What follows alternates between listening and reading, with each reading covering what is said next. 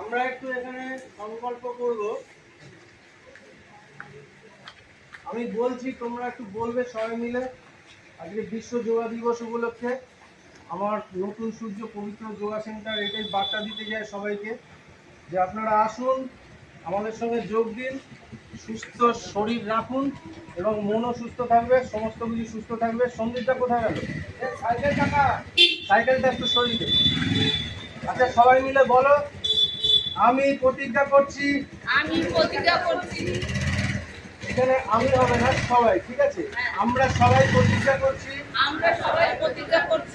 নিজের শরীর ও মানসিক এবং সার্বিক সুস্থতার